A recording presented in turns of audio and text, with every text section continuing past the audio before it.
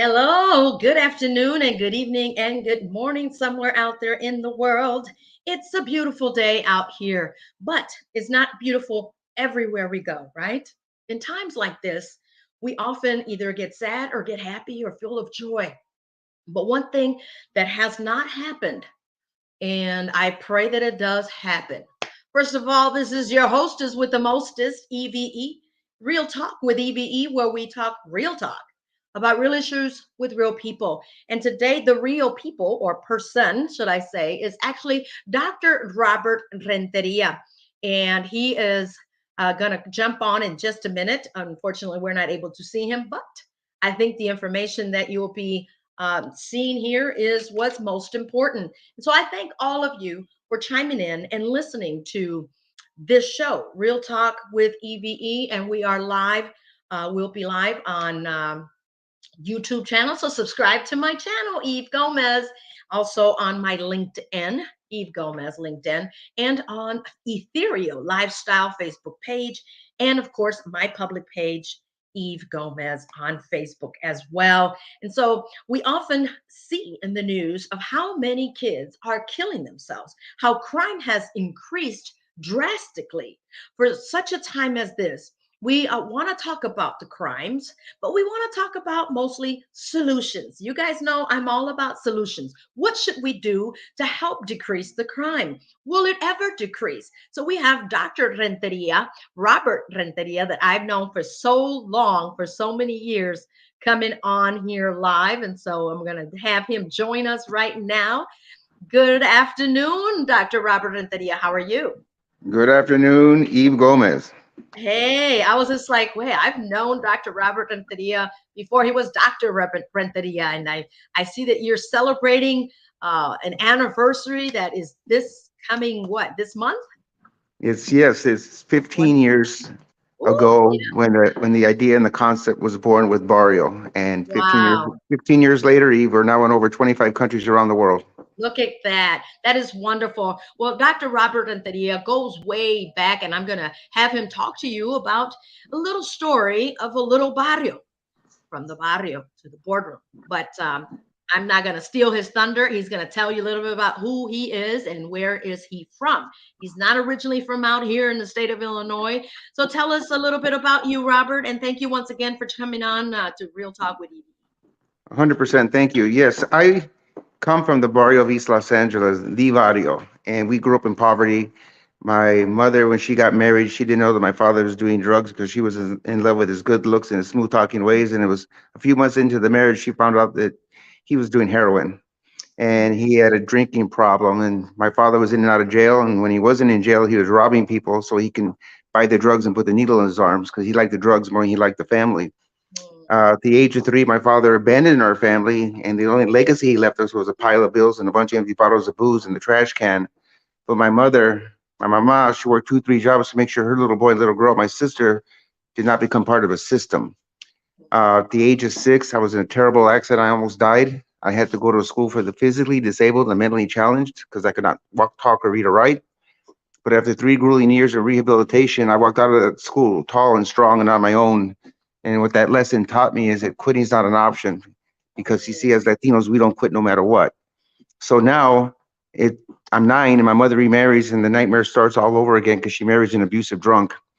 And he used to come home late after the bars and beat on me till I'm black and blue. And there were times that he used to beat up on my mother, leaving her bloody and battered.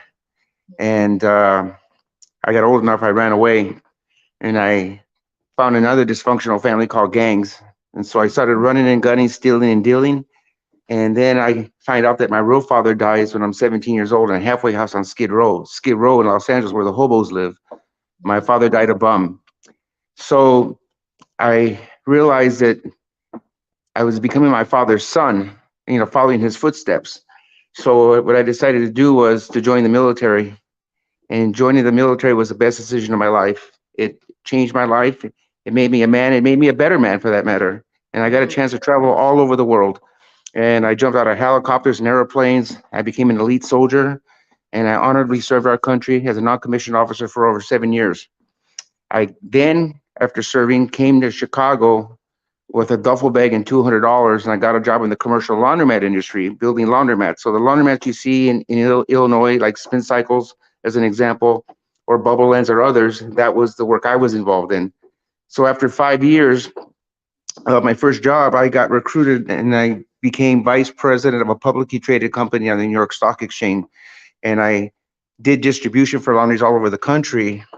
And then one night I was having dinner and I said, I'm going to take a shot. But I didn't mean like a shot of tequila, brandy, or bourbon. I said, I'll take a shot and start my own business.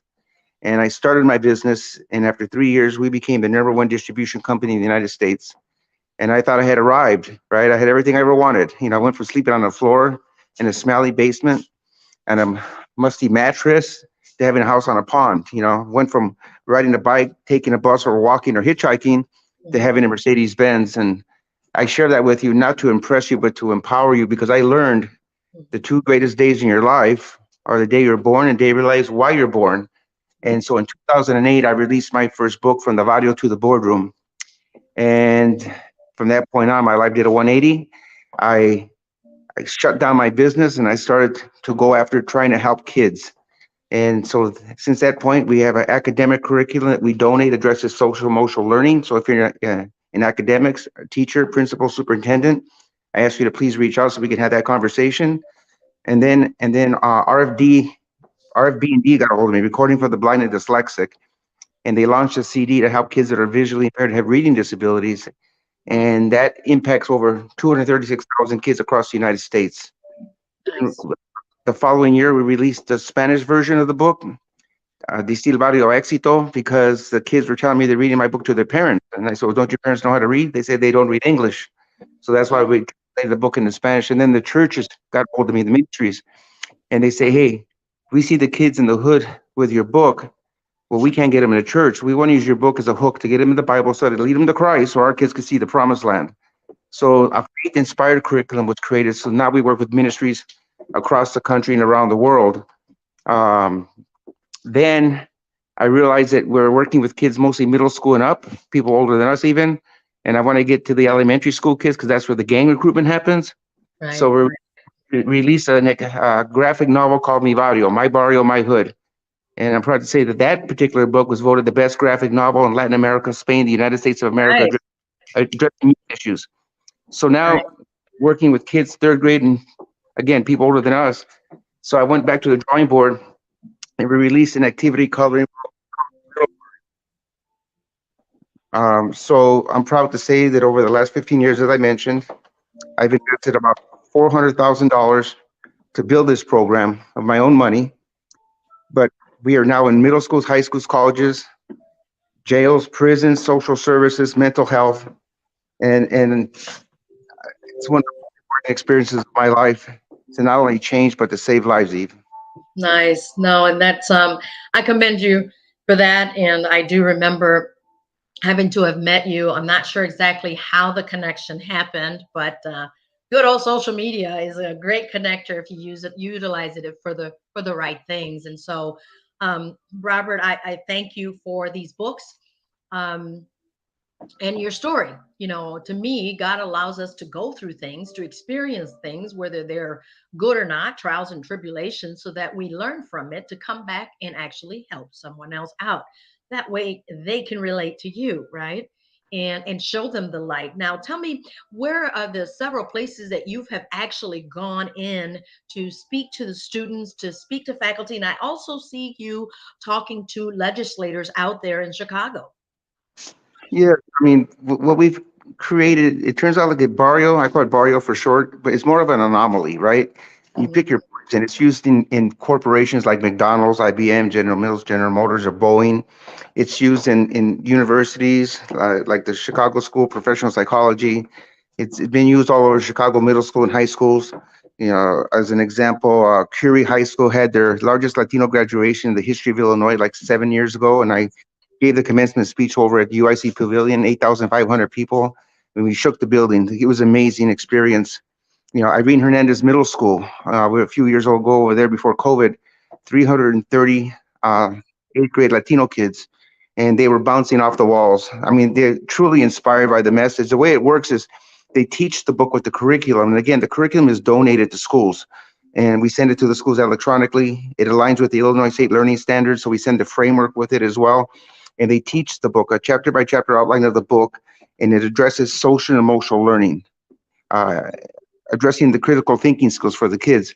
And then after they teach the book, they create like a contest for poems or artwork, and and Nice. and letters, and um, then they count down that Dr. Renteria will be here like in 21 days, 20 days, 19, and so on and so forth. So when I get there, these kids they're engaged, they're invested, and they're fired up and ready to go. That's awesome. And I can attest to this. I'm a witness to this curriculum. I have actually taught the curriculum myself to 10th graders in Hammond, Indiana at Morton High School some years ago. And so before you present yourself, you actually present the book and the curriculum to the schools, and then you come in afterwards. Am I correct? 100%, yes. Wonderful. So I know that that is a lot of work and many years that have gone in past. But there's one thing that still happens 15 years ago, 30 years ago, a day ago, and that's crime. Crime in Chicago that now it's been called Chirac, which I have yet to see the movie. I'm not here to promote the movie, but if you watch it, pretty much sums up a little bit about what Chicago looks like, and that is crime and that social emotional problem that's happening. It's happening greater now since pandemic. These last 2 years, our kids are wreaking havoc, and so I've seen that you have met with some legislators, some policymakers, possibly. Tell us a little bit about that because we want to talk about what can we do as a whole, as a community, to help decrease the crime, and can we decrease the crime? Well, the answer is yes. The problem solving process is recognize the problem, which is what we're talking about, find the solutions, which is a piece to that puzzle what Barrio created, and then take action, which is the implementation piece. So, through various forms of collaborations, whether it be with schools or business people, or like Papa John's as an example, who's working with us here in Illinois, to Mhm. help back so we can put the books in the hands of many kids as possible. And then with the legislators, I've met with the lobbyists last night who will go nameless, but the idea is to get the book onto the Senate floor and get it mandated as a mandatory read, which is one of the main goals. But we have to rehumanize a lot of these kids, right? And adults. And so Barrio has a way to make out of no way, right? It's giving people hope, and Right. and so in this process of doing a paradigm shift on people's thought process has now turned into more of a movement of all these different people that we're working with across the United States and around the world to include mainstream artists, right, or actors or philanthropists. You can't be part of the solution unless you're part of the process. So we're getting people to get involved and engaged, but having to get through the rhetoric and the hypocrisy and bureaucracy of the politics, because you have to see if we fix problems, the truth is people lose their jobs. So they'd rather band-aid on a bullet wound and call it a good day. Come on. And Exactly. and I don't mean to be so harsh on people because there are a lot of good That's people. okay. We're going to keep it real. We're going to be transparent here, which is what real talk means. Yeah. It's real talk about real issues with real people, and the issue is real, and so are the people that are part of the solution and or the problem. See, the part of the issue is unions, contracts, and paychecks, right? And it's about business, power, and greed. And Mhm. it's like the prison system. The prison system is a business, right? Pharmaceutical, big, Right. that's a Big business. business. They don't want to find cures, right? Right. Why Right. talking about intervention when it should be about prevention? Come on. This Christmas Eve, there's kids that are not going to be with us on Christmas Eve to open presents because they've been murdered and slaughtered like animals on the streets of Chicago. Right. And And the exactly. current administration at the mayor's office is saying, well, the numbers are down. Well, let me put you in check, Miss Lightfoot. These are How people, are the numbers down? but it's not, the kids are not numbers, they're human beings. They have names. Little Johnny, Easy. Susie, Gabriela, you know, and they categorize this whole thing as far as statistics. We know the statistics. We need to talk about solutions. Now, I appreciate the prayer vigils and the marches but that's not going to solve the problem. Although it's good for community and that whole awareness piece, which is a word that's overused, but we need to talk about how do we fix this. We talk about workforce development, right? Restorative justice. We got to make sure we have jobs. That's part of the problem. So I've been working with different groups to create those jobs. One of the companies in Illinois is called Unity Solar Group, United American Marketing. We're working with PLACC out of Maywood with Bishop Claude Porter to create jobs for solar, whether they be installers or salespeople making over $100,000 a year. So you can put food on the table for your family instead of just pointing fingers or kicking the can down the road and saying somebody needs to do something. So I'm here to call out saying, listen, all of us, everybody listening is somebody that can make a difference. And I ask you to engage with us. And if you're listening, please, I'm going to ask you to reach out to me personally. I'll give you my number directly. It's 312-933-5619. You can go to our website to see what the body of work we've created in the last 15 years at www.fromthebarrio.com. Right. And those, you can see it. It's on the screen as well. And we will get back to your comments. I thank you for watching this show. It's about real talk. And we're going to be transparent in every show. And it's about solutions, whether it be in health, wealth, finance, but also community engagement. And as a civil rights activist myself, I was one of those, Robert, that had gone to marches, that's done the rah-rah, no justice, police, racist police, no justice, no peace, racist police. I've done the walks, the protests, all of that, but I think it's time. Kudos to those that are still doing it, but let me ask you, what is it getting done? What's getting done? What are you getting out of it? Yes, it's great for community engagement, for come together. That's awesome to get to know each other, who the leaders that be or powers that want to be, because some of you call it the powers that be. And I'm going to call it the powers that want to be, because if we truly had the right power, which we do, then we would be engaged even more so. And also, we would be talking about the solutions, such as Robert's talking about job. The reentry. We have so many kids that are right now have been in the system or in the system currently right now because they've done something that if you know better, you do better. But our kids don't. So what do we do? Do we keep talking about them? Do we keep labeling them as animals, as criminals, as whatever it is, other than the name that they were given when they were born? That's something that we need to rethink and retrain our children's mind, retrain them, because what they see, Robert, and you will agree with me, is too much. They're exposed to so much thanks to technology and all of these social media platforms. But I want to say thanks to the parents that are also allowing it.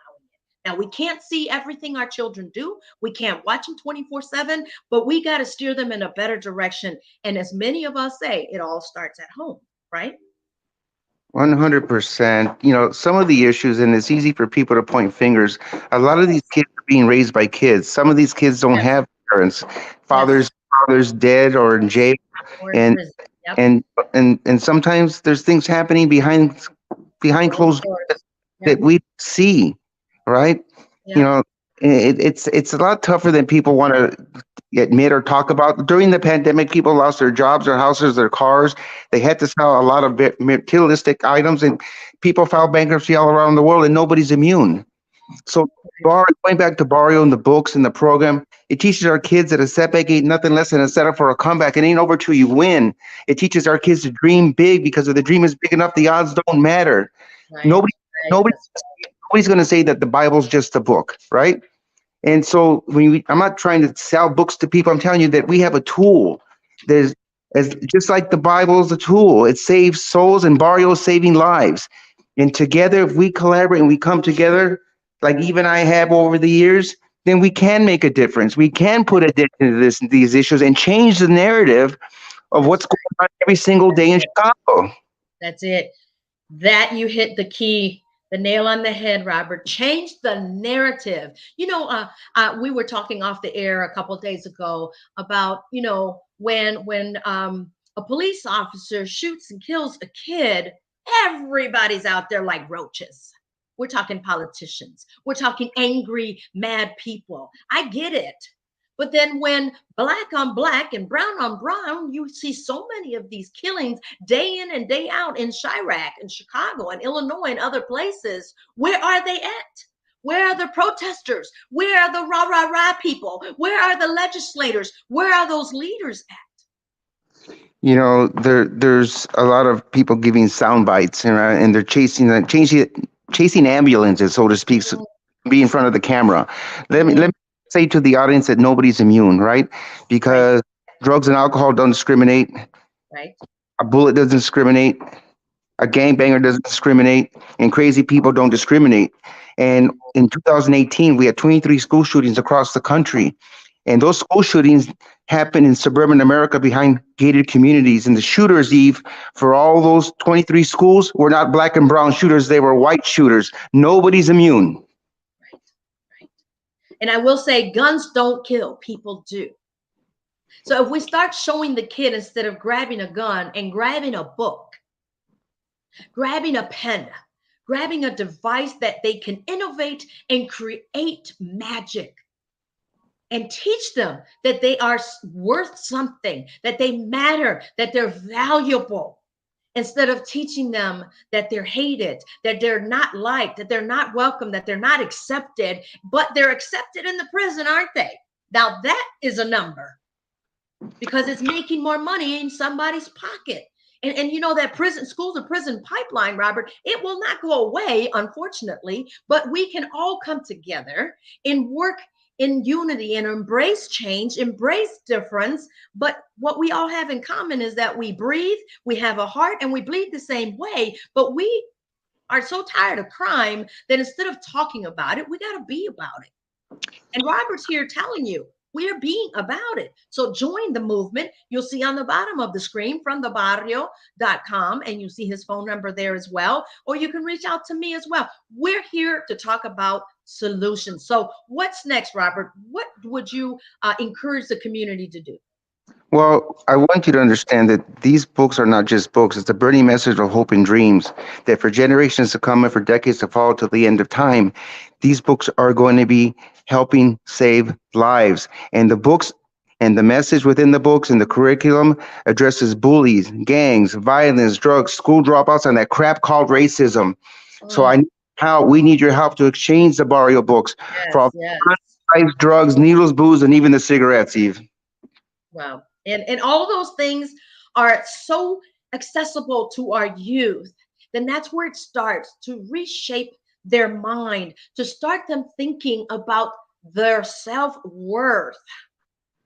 And you know, there's a lot of high school students that don't know how to read. And that's so sad. Well, since the pandemic, it's 60+% of the kids in America are reading below their grade level. 60+%. And if we keep pushing kids through the system, and that's what they're doing, they're pushing them through the system. Yes, they are. How are they going to be able to function as an adult and to get a good job? That's right. A good career if you can't read, if you can't do math, you can't communicate. Yeah. The communication skills got diminished over the last couple of years. Yeah. You know, and you mentioned something. Kids are having kids. You're absolutely correct. I met some 30-year-olds, and they have teenagers as their kids. And so what does a 30-year-old really know about life, about survival? What do they really know? They don't know much. I mean, so, kids are getting pregnant at 13 years old. I mean, I was at a school, and I said, "Oh, baby girl, you're pregnant." She says, "Only a little pregnant." I said, "No, you're pregnant. You're 13 and a half years old." You're pregnant. So we need to teach our kids about abstinence, not to have sex. Wait till you get an age that you can be responsible. Quit trying to have fun with your body. You'll have that in due time. But we have to come collaboratively as a village, because it takes a village to raise a child. That is so absolutely correct. And there were times where the schools were not welcoming the village. And there were times where the correctional facilities were not welcoming the village. And I see that with my own eyes now, that they're allowing non-for-profits to come in. They're allowing groups, faith-based groups, to come in and help because they need it. What hurts me so much, Robert, is when I go into a courtroom and I see a child with handcuffs and shackles. Not just handcuffs, but shackles. Right. You They're know, not animals. yeah.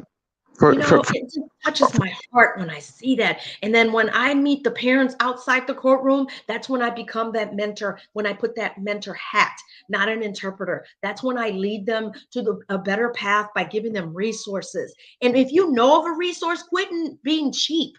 Share that information with the community. Share that information with your children's friends so it can be spread. Just like this COVID got spread like that, why can't we spread the love and spread that information and those resources that are out there to help someone out? One last word. We're about at the end of the show. Robert, thank you so much. I'm going to bring you back and hopefully we can see you this time. But I think this is a great talk that we need to talk more about it. One last word for the community. I'd like to say to the public that are listening, look, we have money for wars and can't feed the poor. And there's children, teenagers walking around lost in a culture of darkness, and we need to do something about it. So I want to ask you to please engage. Let's have that conversation, to have a collaboration, and together we can make a difference. That's right. You guys heard it. This is Dr. Robert Renteria. He is the author, the founder of From the Barrio to the Boardroom, from thebarrio.com. He's also reaching out to the community through his curriculum and his books. And those books are about part of his story because he's still creating more in his life, right?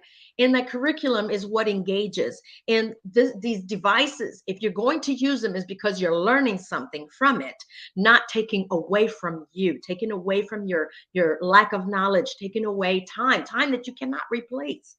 And so we thank you once again, Dr. Robert Renteria, for coming on here on Real Talk with E.V.E. We appreciate you and continue the work. And we'll be back again here shortly with you. And we'll talk to you later. Merry Christmas. God bless you, Eve. Merry Christmas as well. Thank you. And so you guys have it right there. Dr. Robert Renteria is part of the solution. Will you be part of the solution? Because oftentimes people love talking about the problem. Well, I'm not here to talk about the problems. We already know what the problems there lies. We know what they are. So let's talk about solutions. All right. We'll see what other guests will come on here live with Real Talk with E.V.E. And we thank you for watching this show. It's been great. It's been real. It's been fun. And of course, this show comes on Wednesdays. Lunch and Learn Wednesdays at noon and Saturdays at 12:30. So we want to thank all of our guests, all of my guests that have been on here with this show. And of course, this is not a new show, just on a new platform. My LinkedIn, my Facebookers, my YouTubers, thank you so much for allowing me to come into your warm home, into your devices.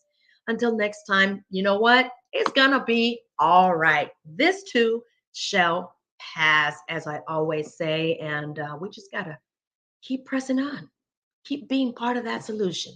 Say if you throw enough spaghetti, some of it's bound to stick, but we got to be consistent. We got to keep going. We got to keep going. Peace to you. God bless you. Have a Merry, Merry Christmas. Let's hope and pray that our kids have gifts to unwrap. Today is Christmas Eve. What will they unwrap? What will your children unwrap today? Hopefully they unwrap someone's heart to share the love, to share the peace, to share the kindness. So go out and sow a good seed. There's a child in need. There's a family in need. With that, I'm going to sign off here on Real Talk with E.V.E. This is your hostess with the mostest, E.V.E. Eve Gomez. Till next time. Nos vemos.